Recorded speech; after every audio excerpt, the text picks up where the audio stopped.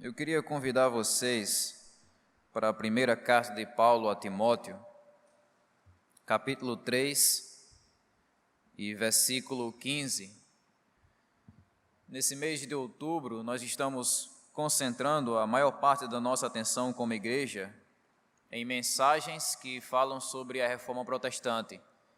E nessa noite eu queria dar continuidade falando sobre a reforma protestante ontem e hoje. Esse é o tema da mensagem que quero trazer, a reforma protestante ontem e hoje.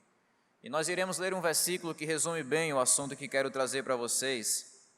1 Timóteo, capítulo 3, versículo 15, apenas a parte B do versículo 15, que diz o seguinte: a igreja do Deus vivo é a coluna e o alicerce da verdade.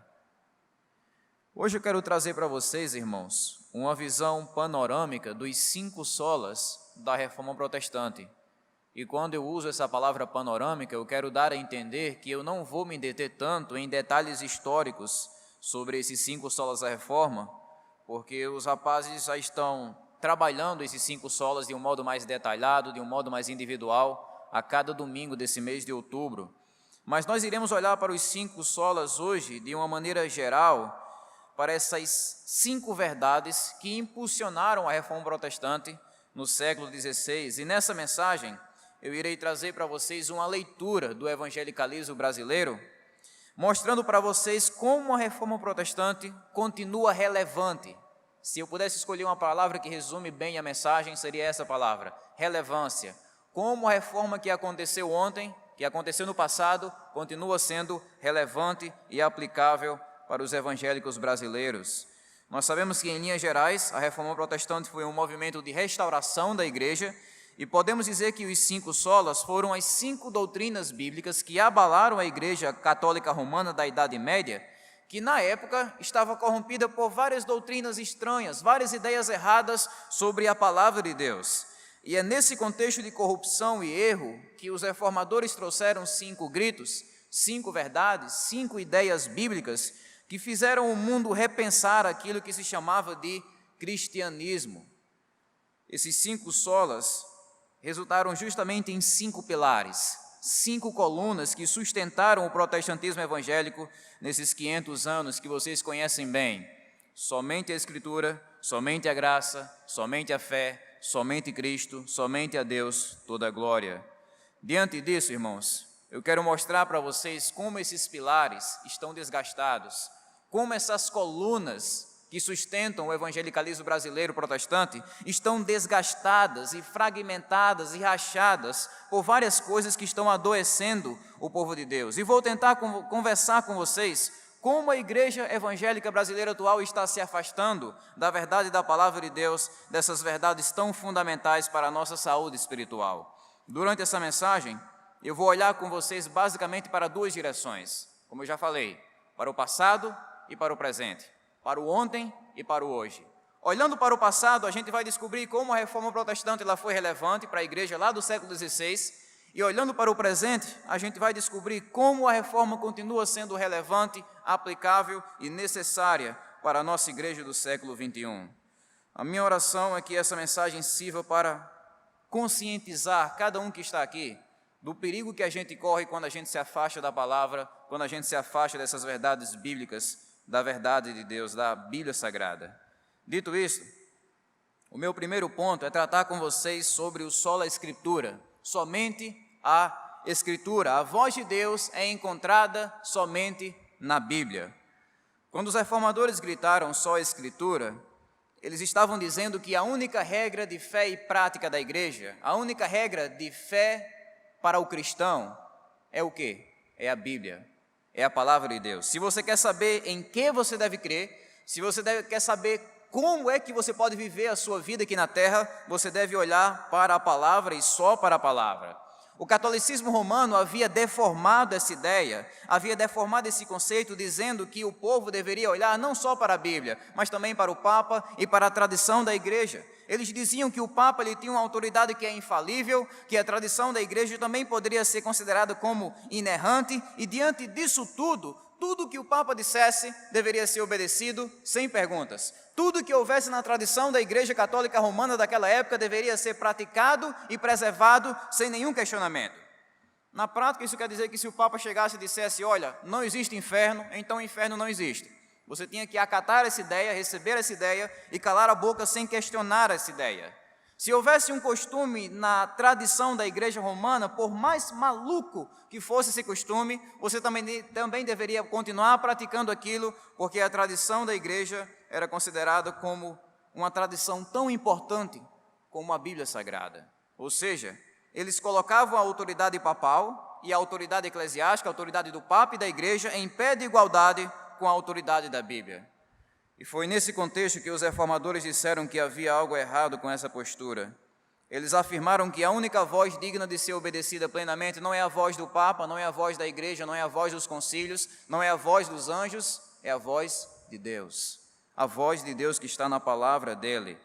Somente a Escritura é a nossa regra de fé e de prática, porque ela é inerrante, ela é inspirada, ela é infalível e ela é suficiente. Diferente dos papas, diferente dos concílios e da tradição da igreja que estava constantemente errando, vacilando e se contradizendo.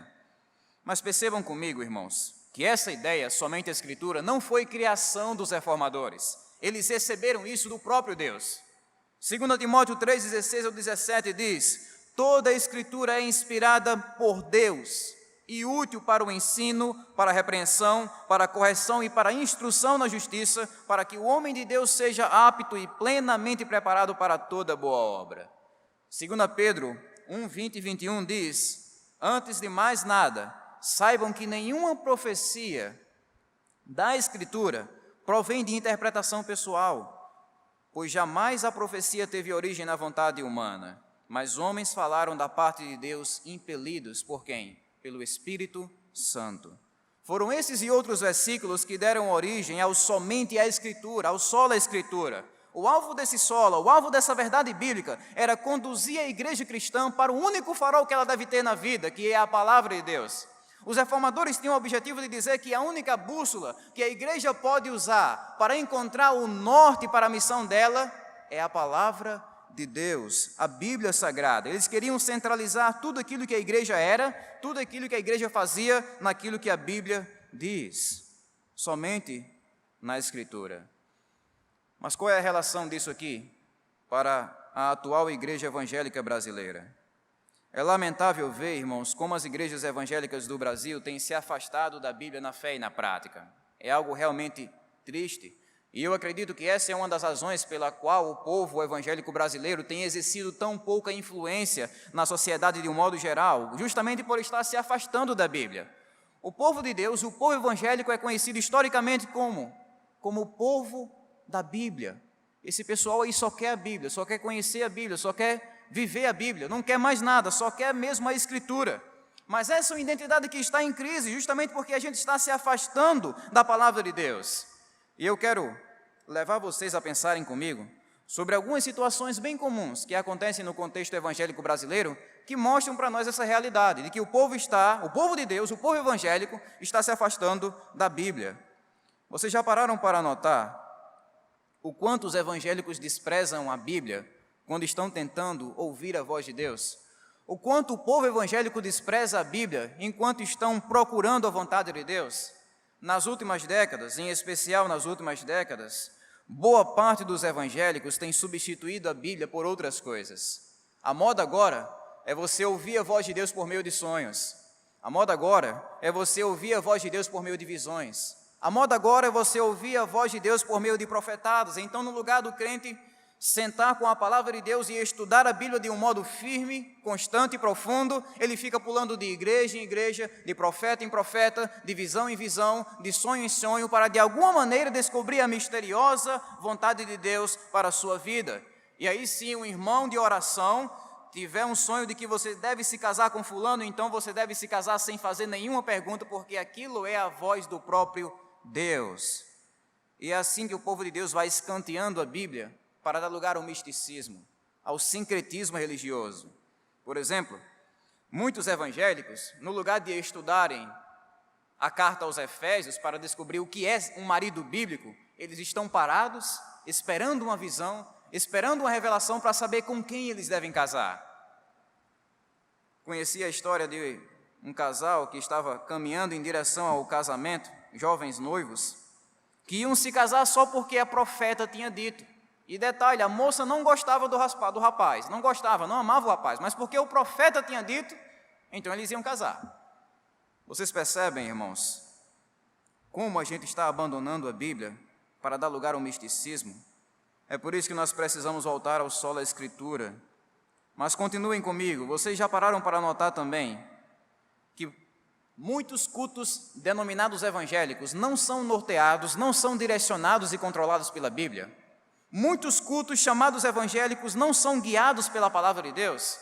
Às vezes eu tenho a impressão de que poucos líderes evangélicos, poucos ministros e poucos pastores estão realmente estudando a Bíblia a fim de entenderem o que é um culto bíblico, o que é um culto que agrada a Deus, o que é um culto que é prescrito na palavra de Deus. Pelo contrário, esses líderes estão estudando a cultura para saber como é que podem entrar na dança do mundo e assim atrair os incrédulos por meio do entretenimento.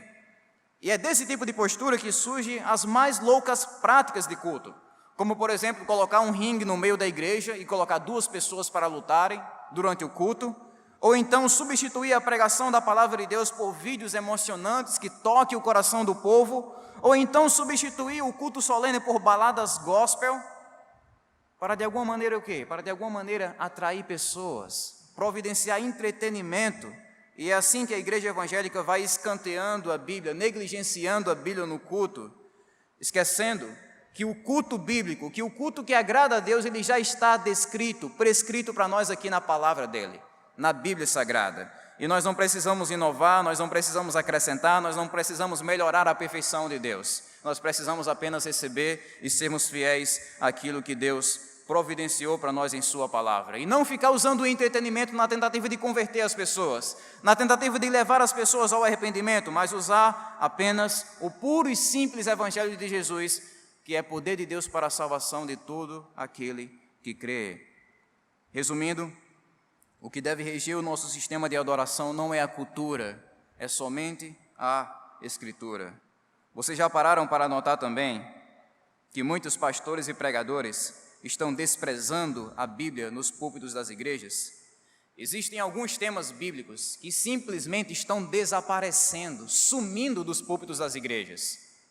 Pregar contra o pecado, pregar sobre santidade, chamar os pecadores ao arrependimento, falar sobre a cruz, falar sobre o inferno, sobre a ira de Deus. Esses são assuntos que estão sendo negligenciados em muitos púlpitos, porque muitos pregadores sabem que esse tipo de mensagem não consegue massagear o ego da pessoa, não consegue aumentar a autoestima do povo, e é por isso que eles vão negligenciando esses temas. E o que eles fazem? No lugar de anunciarem a palavra de Deus como ela é, alguns pregadores acabam adocicando o Evangelho, recheando o sermão de piadas, histórias comoventes, brincadeiras, de autoajuda, para de algum modo levantar o autoestima daqueles que estão ouvindo. E omitindo esses assuntos que são cruciais para a salvação, esses tipos de pregadores acabam fechando as portas do reino de Deus para aqueles que precisam da salvação, trocando a Bíblia por outra coisa, trocando a Bíblia pela psicologia barata, trocando a Bíblia pela autoajuda, pela comédia, por emoções baratas. E é assim que muitos pregadores abandonam o solo da Escritura no nosso contexto evangélico brasileiro. Irmãos, o que é que nós precisamos fazer para não cair nesses erros? O que é que nós precisamos fazer para afirmar a nossa igreja no solo da Escritura? É muito simples, devemos valorizar a Bíblia. Devemos valorizar a palavra de Deus e construir a nossa vida, construir a nossa igreja no fundamento dessa palavra. Não substituir a Bíblia por outras coisas, porque se nós fizermos isso, estaremos construindo a nossa vida e a nossa igreja não sobre a rocha, mas sobre a areia. A reforma que nós precisamos hoje é definir a nossa igreja não pelo mundo, não pelas ciências sociais, mas pela palavra de Deus, pela Bíblia Sagrada, porque é lá onde nós encontramos a vontade de Deus, é lá onde você aprende como viver, o que pregar, como cultuar e como receber a sua salvação em Jesus Cristo. Mas essa questão de receber a salvação em Jesus foi o que deu início a outros brados, a outros gritos da Reforma Protestante, que quero observar com vocês agora, que foram somente a graça e somente a fé, sola gratia e sola fide. A salvação de Deus não pode ser comprada pelo pecador, ela é recebida somente pela fé, pela graça de Deus. Esse era outro ponto crítico que girava em torno da questão da participação do ser humano na salvação. Como é que o ser humano pode ser salvo? Essa é uma das perguntas mais profundas da história da humanidade. Como é que o ser humano pode se reconciliar com Deus? Como é que eu, sendo um pecador, sujo, imundo, posso ser submetido ao julgamento de um Deus santo e perfeito e ainda assim sobreviver? Como é que eu, como pecador, posso encarar o juízo de Deus e sobreviver a esse julgamento? Tentando responder a essas perguntas, a Igreja Católica Romana espalhou a ideia de que o ser humano pode negociar com Deus. Eles transformaram basicamente a salvação de Deus em negócios, e nesses negócios você poderia barganhar com Deus, negociar com Deus para Ele abençoar você, salvar você e perdoar você. O ponto mais alarmante dessa ideia foi o das indulgências. As indulgências eram documentos e objetos comprados da Igreja Católica Romana que serviam para assegurar a sua entrada no céu, que serviam para deixar o seu coração seguro de que realmente você tem acesso ao céu. Então, se existe uma festa no céu, a única maneira de você ver um anjo cantando nessa festa é você comprando o ingresso, é você comprando a indulgência que a Igreja Católica Romana vendia na Idade Média. Era o seu ingresso para o céu. E mais do que isso, as indulgências serviam não apenas para salvar você, mas também para salvar alguns parentes seus, que também já haviam ido para o famoso purgatório. Era isso que Roma pregava. Diziam, olha, se tem um parente lá na sua família que está no purgatório, você pode salvar esse parente se você comprar essa indulgência, se você comprar esse documento aqui, ele vai direto para o céu. Uma musiquinha clássica que resumia esse movimento dizia mais ou menos isso: assim que uma moeda no fundo do cofre cai, uma alma do purgatório para o céu vai. É a esse nível que a Igreja Romana chegou enquanto tentava negociar o Evangelho bendito do Senhor Jesus Cristo. Agora, irmãos, não vamos exagerar e nem cometer nenhum tipo de injustiça com a Igreja Romana. A Igreja de Roma dizia que nós somos salvos pela fé. Dizia assim, você tem que acreditar para ser salvo, mas não só pela fé. Você precisa de uma coisa a mais. Você precisa cooperar e fazer a sua parte. Eles diziam que o ser humano precisa da fé, mas também precisa das boas obras. É mais ou menos como se Deus fosse um tipo de Papai Noel que sai por aí recompensando a meninada de acordo com o bom comportamento deles. Então, se você for bonzinho, você entra no céu. Se não for, está ferrado. Não vai entrar no céu. Porque você precisa das suas boas obras.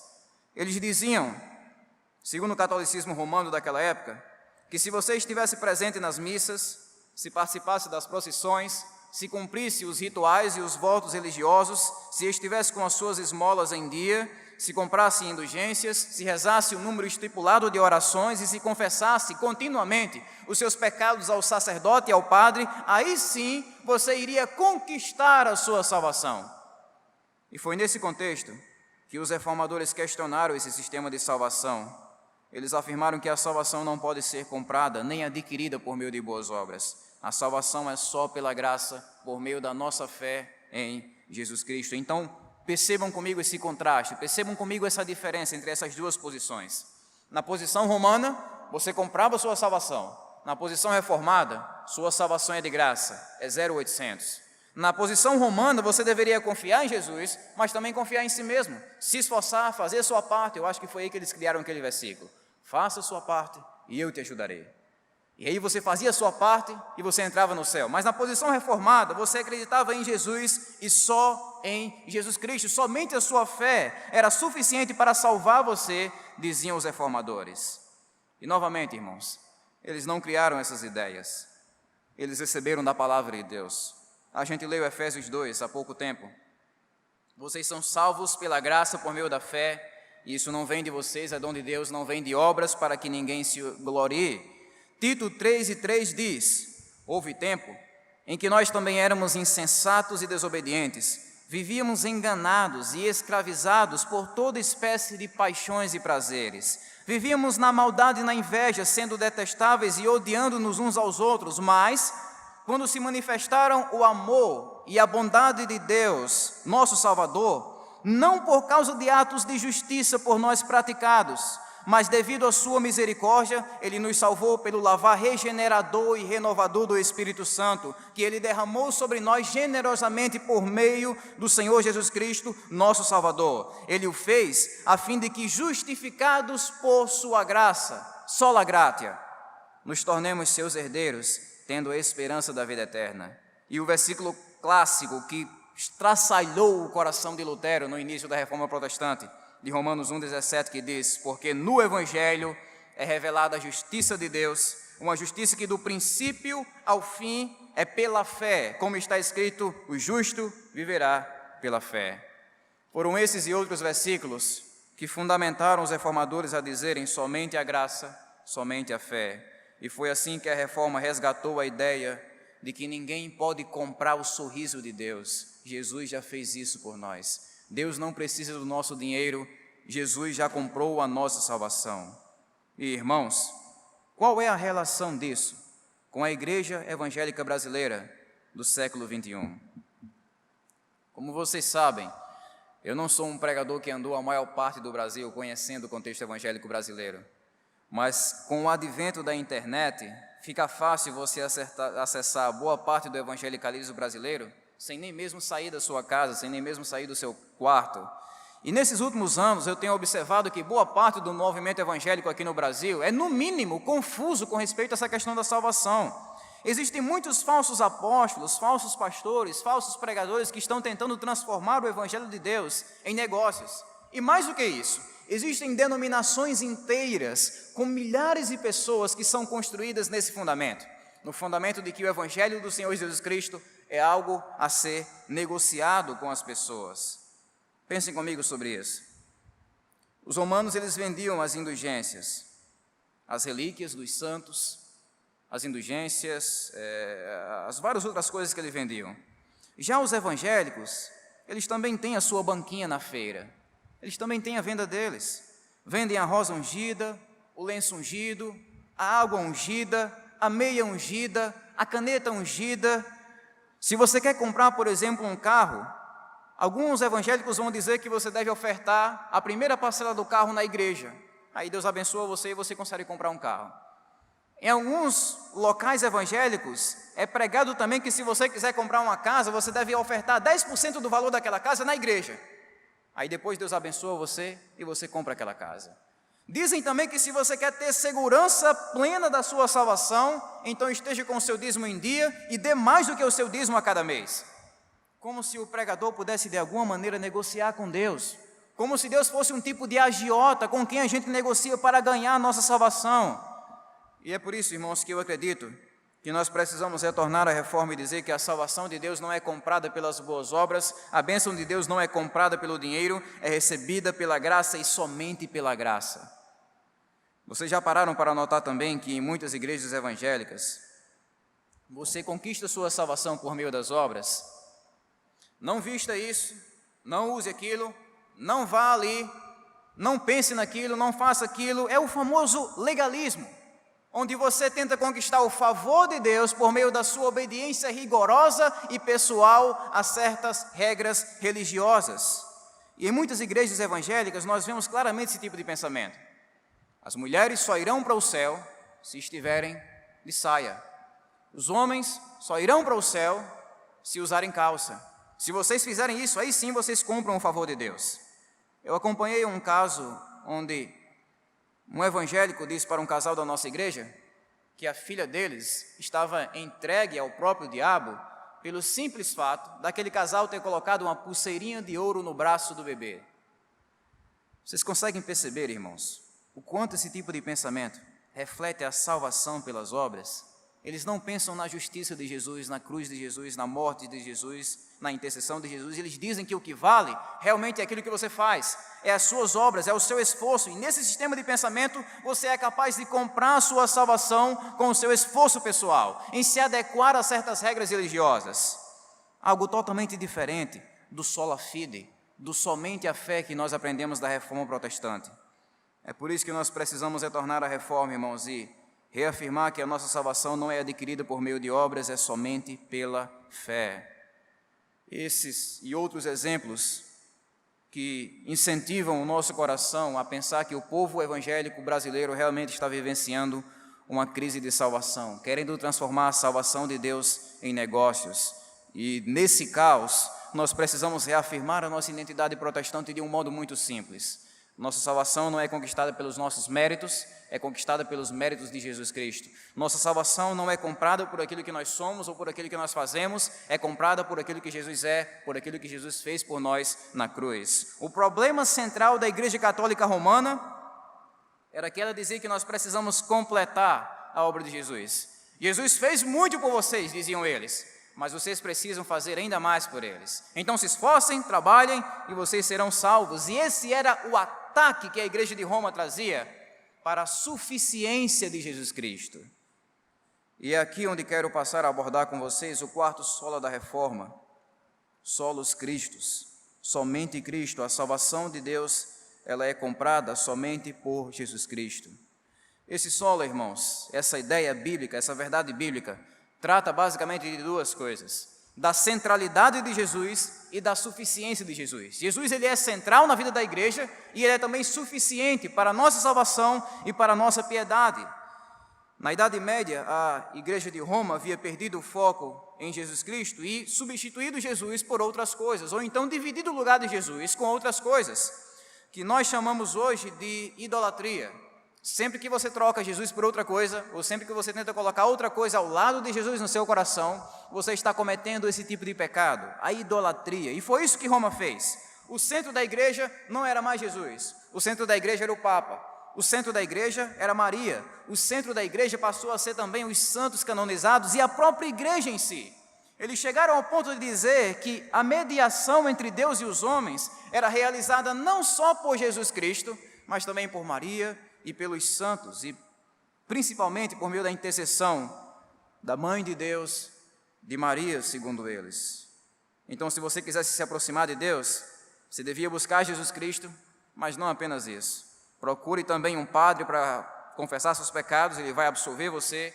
Procure algum santo para interceder por você diante de Deus, e assim você iria conseguir sua salvação. Ou seja, eles escanteavam Jesus Cristo, desprezavam Jesus, negligenciavam a obra de Jesus Cristo. E é nesse contexto de desvio que os reformadores bradaram que havia algo errado, muito errado com esse sistema de pensamento. Eles disseram que o único que merece ser o centro da igreja, o único que merece a nossa confiança total, a nossa total adoração, o único mediador entre Deus e os homens é Jesus. 1 Timóteo 2 e 5. Pois há um só mediador entre Deus e os homens, o homem Cristo Jesus, o qual se entregou a si mesmo como resgate por todos. E é impossível, irmãos, a gente ler a palavra de Deus, a gente ler a Bíblia, sem notar esse fato. Jesus é o centro. Desde toda a eternidade, Jesus Cristo é o centro. Ele é o centro da eternidade, Ele é o centro da história, Ele é o centro da criação, o centro da Bíblia, o centro e o cabeça da igreja. Tudo o que nós temos gira em torno daquilo que Jesus é e daquilo que Jesus fez, e Ele não divide esse lugar dele com ninguém. O problema da igreja de Roma daquela época era não entender essa verdade. E eu penso que não era apenas o problema da igreja do século XVI, mas é o problema também da igreja do século XXI. Eu penso que a atual igreja evangélica brasileira está ficando bastante confusa nesse ponto. Assim como Roma, o povo evangélico tem perdido o foco em Jesus Cristo nessa questão. E se você observar bem, você vai ver que boa parte dos evangélicos estão tentando dividir o lugar de Jesus com outra pessoa na vida da igreja. Vocês já pararam para notar que existem muitos cantores gospel, que existem muitos falsos apóstolos que são idolatrados no meio do povo de Deus, como se fossem semideuses? Roma tinha os seus ídolos, idolatrava o Papa, Maria, os santos canonizados, e muitos evangélicos também têm repetido essa história, idolatrando, por exemplo, cantores gospel.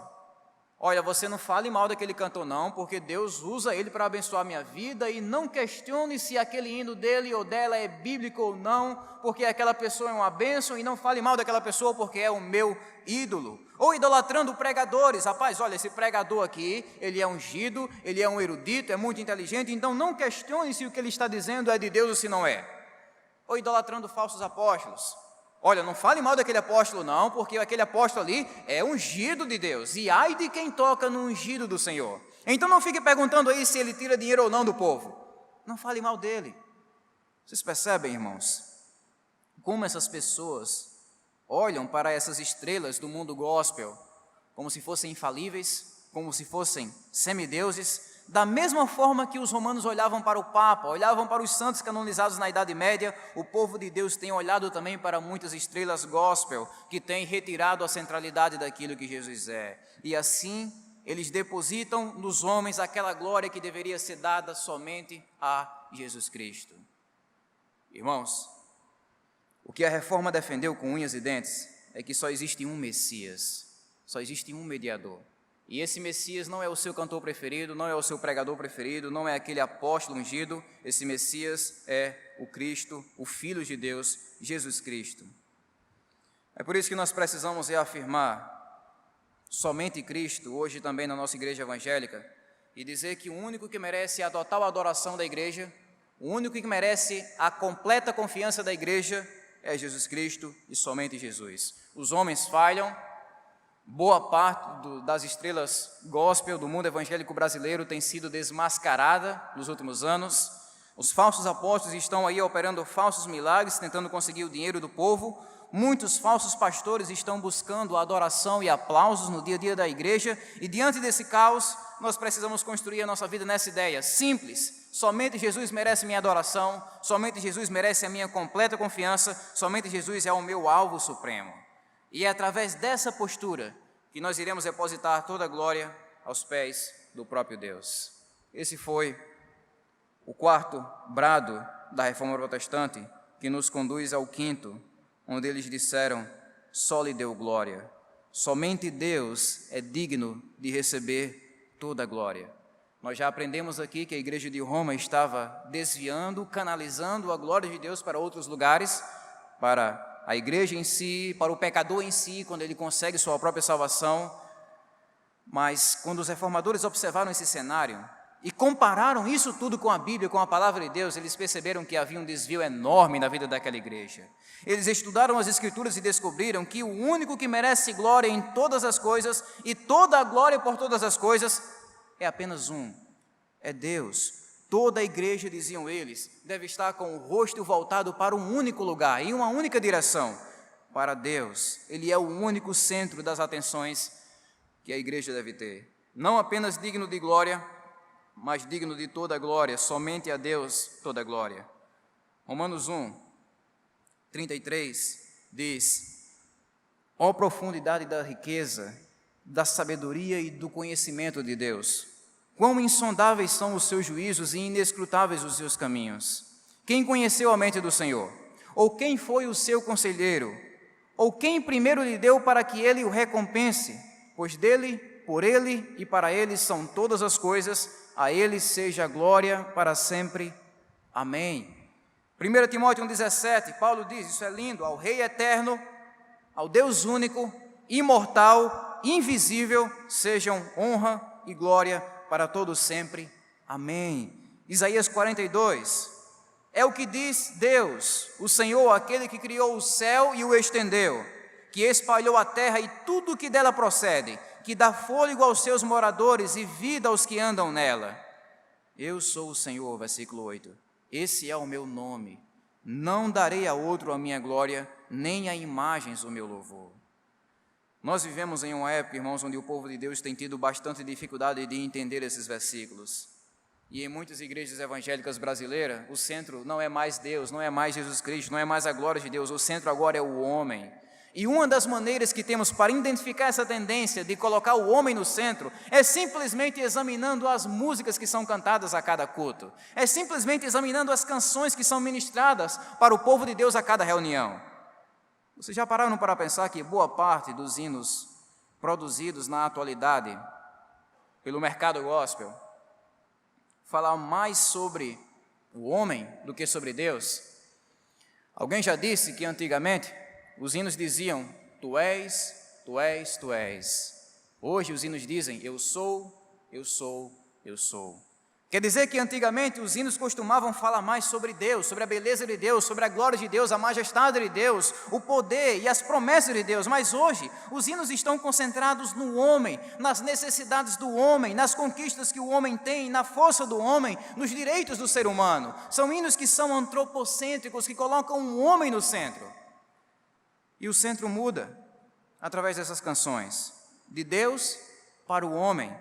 Não são poucas as músicas que são produzidas hoje para alimentar o ego das pessoas, dizendo que elas serão vencedoras, dizendo que elas irão prosperar, dizendo que elas irão conquistar qualquer coisa, como se Deus fosse algum tipo de empregado que a gente tem, como se Deus fosse um gênio da lâmpada mágica, onde você se aproxima dele, faz um pedido e aí ele obedece prontamente a qualquer coisa que você pediu. E não me entendam mal, eu não estou dizendo que é errado cantar sobre vitória, sobre conquistas. Há um lugar para isso. Mas quando o centro do hino, quando o conteúdo do hino passa a ser apenas vitórias e conquistas humanas, então o centro muda de Deus para o homem. E isso é errado. O centro das nossas canções, das nossas pregações, deve ser um único centro, deve ser Deus. A glória deve ser dada não àquilo que a gente faz, mas àquilo que Deus fez por nós na palavra dEle e no nosso dia a dia. Mas no comércio gospel, o importante não é ensinar, o importante não é exortar. O importante mesmo é você massagear o ego das pessoas, é você inflar o orgulho das pessoas, é você aumentar a autoestima delas, dizendo que elas serão vencedoras, serão abençoadas, irão pisotear e humilhar os inimigos e estarão no palco enquanto os inimigos estão na plateia. Isso nunca vai agradar a Deus, irmãos. Deus não é nosso empregado, Deus ele é nosso dono, o nosso Criador, e nunca devemos inverter isso. Se queremos viver de um modo bíblico, devemos colocar Deus no centro da nossa vida, no centro das nossas músicas, no centro das nossas pregações, no centro da nossa igreja e da nossa cosmovisão cristã, o centro de tudo, e não deixar que nada nem ninguém dispute esse lugar com Ele. E é assim que nós damos a Deus toda a glória. Somente Deus recebe toda a glória. Eu concluo as minhas palavras dizendo que, observando esses pontos que eu acabei de trazer para vocês, a reforma ela continua, ela não para, ela continua, e precisamos reafirmar a nossa identidade protestante nesses pontos que eu acabei de citar. Precisamos direcionar a nossa igreja e nossa vida só pela Bíblia, precisamos anunciar que é impossível negociar com Deus, a salvação é somente pela fé e por meio da graça. Precisamos entender que nenhum outro ser humano pode nos dar acesso a Deus, mas só Jesus Cristo pode fazer isso. E por último, precisamos depositar somente em Deus toda a nossa adoração, toda a nossa admiração, para que somente Deus receba toda a glória. Que Deus nos ajude nessa caminhada e que possamos encontrar ânimo e forças para continuar trabalhando de um modo cada vez mais profundo para fundamentar a nossa vida e a nossa igreja nessas verdades da palavra de Deus. Que Deus nos abençoe então.